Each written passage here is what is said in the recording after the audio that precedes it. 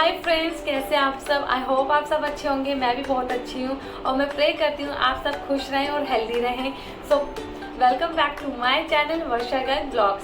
सो guys, जैसा कि आप सभी को मालूम है, गर्मी बहुत पड़ रही है, सूरज अपनी चरम सीमा पर है। तो यहाँ पे सवाल उठता है, गर्मियों में छोटे बच्चे को हाइड्रेटेड कैसे रखा जाए। हमें उनकी डाइट में क्या क्या शामिल करना चाहिए जिससे कि वो हेल्दी रहें, और अपने बच्चों की साफ सफाई का हमें किस तरीके से ध्यान देना चाहिए। हमें ऐसे कौन से फ्रूट्स देने चाहिए गर्मियों में जिससे कि हमारा बच्चा हाइड्रेट रहे। तो फ्रेंड्स, मैं आपको बता दूं, मेरा भी एक छोटा बेबी है जो कि 4 इयर्स का इस मंथ में हो जाएगा। वो भले ही 4 इयर्स का हो जाए, लेकिन मेरे लिए वो अभी भी छोटा ही है।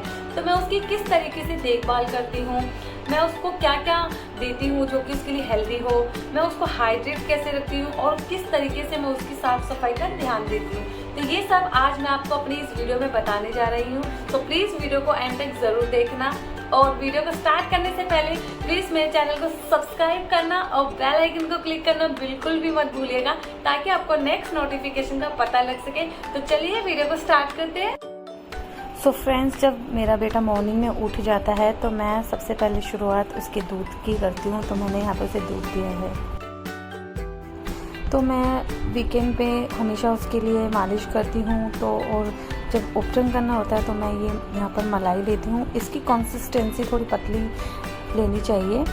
मलाई के साथ मैं यहाँ पर ऐड करूँगी 2 स्पून बेसन, क्योंकि बेसन बहुत अच्छा है। और जितने भी बेबी की बॉडी पे टैनिंग होती है, जितनी भी डस्ट होती है, बेसन और मलाई का मिक्सचर उसको रिमूव करने में बहुत ही ज़्यादा हेल्प करते हैं। तो मैं हमेशा ये दोनों इंग्रेडिएंट्स उसके लिए यूज़ करती हूँ।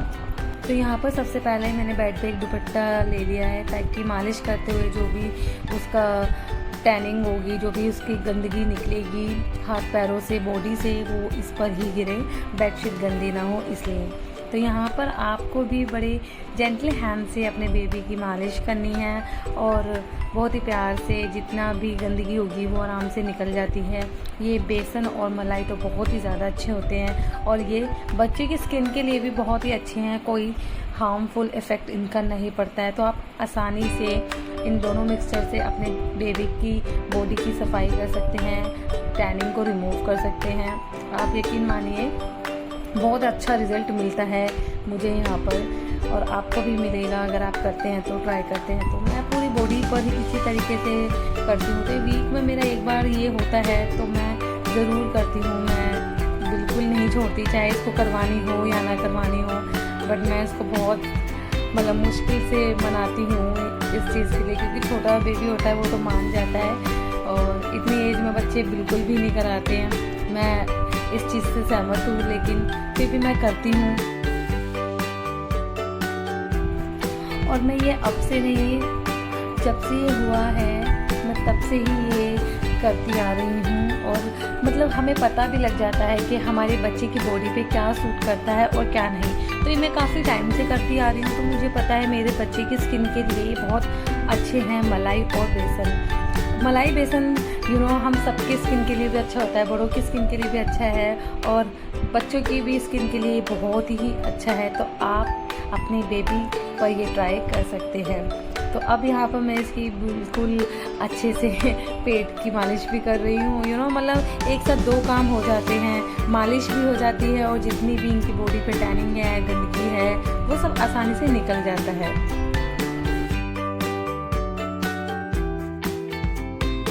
पैरों की मालिश अब मैं यहाँ पर कर रही हूँ। इसकी पैरों की मालिश मैं थोड़ी देर तक करती हूँ, ताकि इसको अच्छे से रिलीफ मिले, क्योंकि बहुत ज़्यादा शैतान है और मतलब खेलता भी है, कूदता भी है, भागता भी है। तो मुझे लगता है बच्चे को ज़्यादा नीड होती है, उनको रिलीफ मिले उनको, क्योंकि बच्चों को पेन होता है। वो पूरा दिन में पेन नहीं होता, लेकिन जब भी वो सोने के लिए जाते हैं तो वहाँ पर उनके पैरों में बहुत दर्द होता है। मैं इस चीज़ को समझ सकती हूँ। तो इसको ये सब ना हो, मैं पहले से ही इसके लिए इतना करती हूँ कि हाँ, इसको ये पेन ना हो। तो पैरों की मालिश पर मैं ज़्यादा ध्यान देती हूँ और अच्छे से करती हूँ। आप देख सकते हैं बच्चा खेलता है, गर्मियाँ भी हैं तो टैनिंग तो होनी ही होनी है। जितने भी उसके जॉइंट्स हैं, नीज़ हो गया, एल्बो हो गया, तो यहाँ पर टैनिंग ज़्यादा हो जाती है बच्चों की गर्मी में। तो इसलिए मेरे को बहुत हेल्पफुल लगता है बेसन और मलाई। और तो यहाँ पर अब पैरों की मालिश के बाद नंबर आता है बैक का। तो यहाँ पर बैक की मालिश भी मैं अच्छे से कर रही हूँ। जब हम ये मालिश वगैरह करते हैं तो हमें रिजल्ट दिखने लग जाता है, हमें पता लगता है कि हाँ सच में हमें इससे अच्छा रिजल्ट मिल रहा है, तो हम वही करते हैं। और मैं इसीलिए ये सब शुरू से करती आ रही हूँ क्योंकि मुझे रिजल्ट दिखा, क्योंकि ये सब हमारे बच्चे की ग्रोथ के लिए बहुत ज़्यादा हेल्पफुल होते हैं। कुछ लोगों की सोच होती है, वो कहते हैं कि 1.5 से 2 साल तक के बच्चे की ही मालिश करनी चाहिए, इतने बड़े बच्चे की मालिश कौन करता है, और बच्चे कराते भी नहीं हैं। क्यों? इतने बड़े बच्चे के थकते नहीं हैं। इवन जब बच्चे छोटे होते हैं तो उससे ज़्यादा इस उम्र में बच्चे ज़्यादा थक जाते हैं, खेलते हैं, कूदते हैं, भागते हैं, तो इनके लिए ये बहुत ज़रूरी होती है।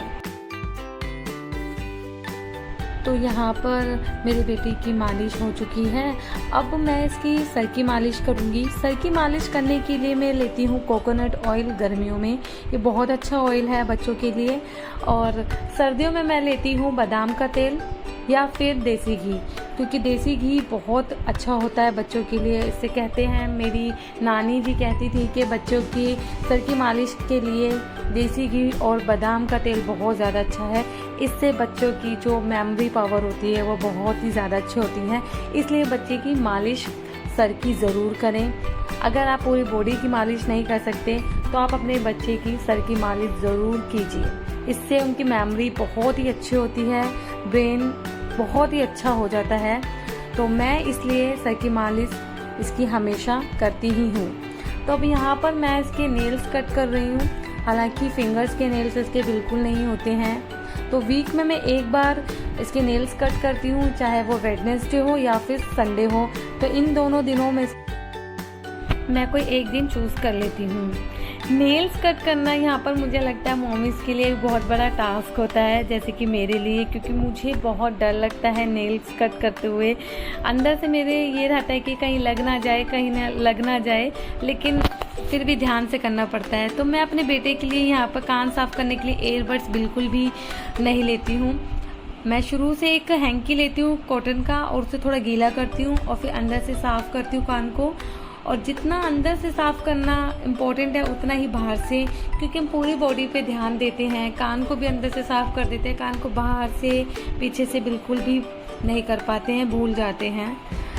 तो यहाँ पर अब मेरे बेटे की मालिश वगैरह सब हो चुकी है। अब मैं उसे अंदर लेके जा रही हूँ बाथरूम में ब्रश कराने के लिए।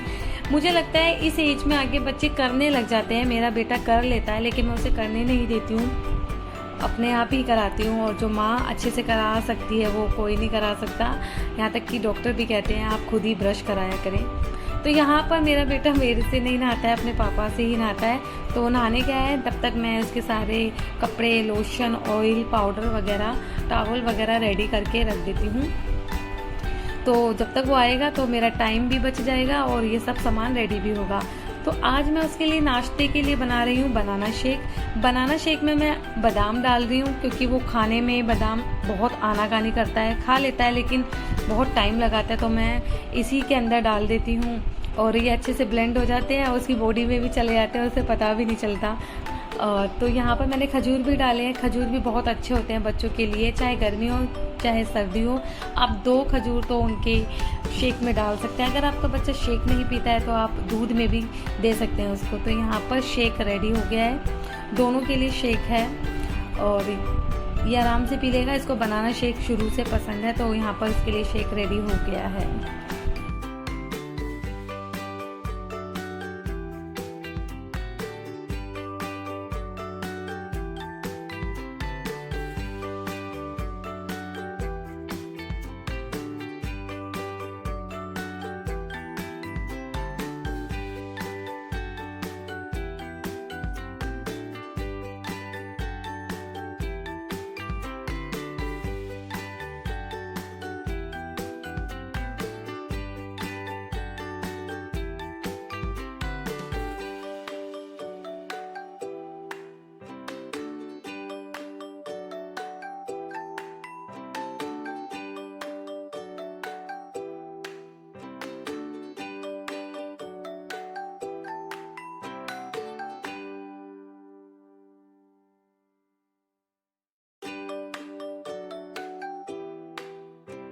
सो फ्रेंड्स, यहाँ पे ब्रेकफास्ट रेडी हो गया है। दोनों के लिए शेक है, मेरे लिए चाय है और बेटे के लिए मैंने बनाया है आलू का पराठा और मक्खन, क्योंकि ये दोनों चीज़ें इसको बहुत पसंद हैं। तो जो चीज़ें इसे पसंद होती है मैं वही ज़्यादा बनाती हूँ ब्रेकफास्ट में। और पराठे के साथ साथ मैं कभी चीला दे देती हूँ, तो कभी दूध का दलिया, या आलू के पराठे के अलावा मैं इसको पनीर का पराठा भी दे देती हूँ। और ये बहुत ही अच्छे हेल्दी ब्रेकफास्ट में आता है। तो मेरा मोटिव यही होता है, हेल्दी ब्रेकफास्ट के साथ ब्रेकफास्ट हैवी भी हो, जिससे बच्चे को एनर्जी भी मिले। क्योंकि ब्रेकफास्ट करने के बाद मेरा बेटा आधा पौन घंटा खेलता भी है, तो खेलने पर इसको भूख बिल्कुल भी ना लगे। क्योंकि अगर इसको भूख लगती भी है तो मुझसे आके कभी नहीं कह सकता कि मुझे भूख लगी है, क्योंकि खेलने में इतना बिजी हो जाता है। तो मेरा मोटिव यही होता है कि वो हेल्दी के साथ हैवी ब्रेकफास्ट ले और उसको भूख ना लगे बीच में, और उसका पेट अच्छे से भरा रहे। तो अभी ये खाने के बाद आधा पौन घंटा खेलेगा ही खेलेगा। और यहाँ पे इसको शेक भी बहुत अच्छा लगता है। तो यहाँ पर मैं अपने बेबी के खाने में 1 घंटे का गैप तो रखती हूँ। अगर कुछ ज़्यादा हैवी ले लिया तो 1.5 घंटे अभी कर देती हूँ, क्योंकि इसकी एज है तो मुझे लगता है ये एक्टिव भी रहता है, तो खाना इसको चाहिए ही होता है कुछ ना कुछ। तो मैं इसको हेल्दी ही देती हूँ। और मॉर्निंग में मैं इसको आधे से पौन घंटे के लिए पढ़ाने बैठाती हूँ, क्योंकि जो कुछ मैं सिखाती हूँ उसको वो ये सीखे और अच्छे से इसके माइंड में रहे। फिर मैं इवनिंग में तो नहीं, रात में मैं इसको आधे घंटे के लिए फिर बैठाती हूँ, जो कि मैंने सुबह इसे समझाया होता है, पढ़ाया होता है, तो रात को इसके माइंड में रहे और याद रहे। तो यहाँ पर आधा घंटा मैं इसको पढ़ाई के लिए देती हूँ, चाहे कुछ भी हो जाए। और मुझे लगता है बच्चे को इतने पूरे दिन में खेल के साथ पढ़ाई पर भी ध्यान देना चाहिए। हालांकि ये इतनी बड़ी क्लास में नहीं है, नर्सरी में है, तो कोई नहीं, लेकिन पढ़ाई के साथ कोई कॉम्प्रोमाइज़ नहीं होता है। तो मैं इसके लिए कुछ ज़्यादा नहीं, बट आधा घंटा इसकी पढ़ाई के लिए देती हूँ। तो यहाँ पे 1.5 घंटा हो गया इसको नाश्ता करे हुए, खेले हुए भी। तो अब मैंने इसको स्मूदी बनाई है वाटरमेलन की। स्मूदी इसको पसंद है। अगर मैं इसको कट करके देती वाटरमेलन तो ये उतना नहीं खा पाता। तो यहाँ पर स्मूदी मैंने इसके लिए रेडी की है और ये अच्छे से पी भी लेता है।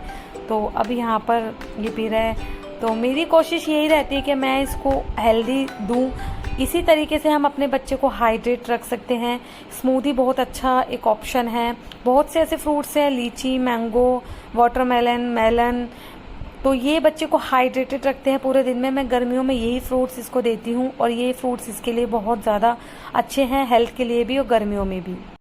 तो यहाँ पे 12:30 बजे मैंने अपने बेटे को दी थी स्मूदी। आप चाहे तो कोई एक फ्रूट दे सकते हैं। मैं एक दिन स्मूदी और एक दिन फ्रूट देती हूँ। और 1:30 से 2 बजे के बीच में मैं अपने बेटे को लंच देती हूँ, जिसमें एक सब्जी, रोटी और एक ग्लास भर के छाछ होता है। छाछ बच्चों के लिए बहुत ही ज़्यादा अच्छा होता है गर्मियों में, क्योंकि इसमें कैल्शियम भी होता है और ये हाइड्रेट भी रखते हैं। तो आप भी अपने बच्चों को हाइड्रेट रखने के लिए गर्मियों में छाछ दे सकते हैं। मेरे बेटे को छाछ बहुत ज़्यादा पसंद है। और खाना खाने के बाद आधा पौन घंटा ये खेलता है, जिससे कि इसका खाना डाइजेस्ट हो जाए। उसके बाद 3 बजे के अराउंड मैं इसको सुलाती हूँ। दिन में एक नैप लेना बच्चे को बहुत ज़रूरी है। तो ये था मेरा रूटीन, मेरे बच्चे को लेके मैं किस तरीके की उसकी देखभाल करती हूँ। आई होप आपको ये वीडियो अच्छी लगी होगी। सो मिलते हैं नेक्स्ट वीडियो में, तब तक के लिए बाय बाय, टेक केयर।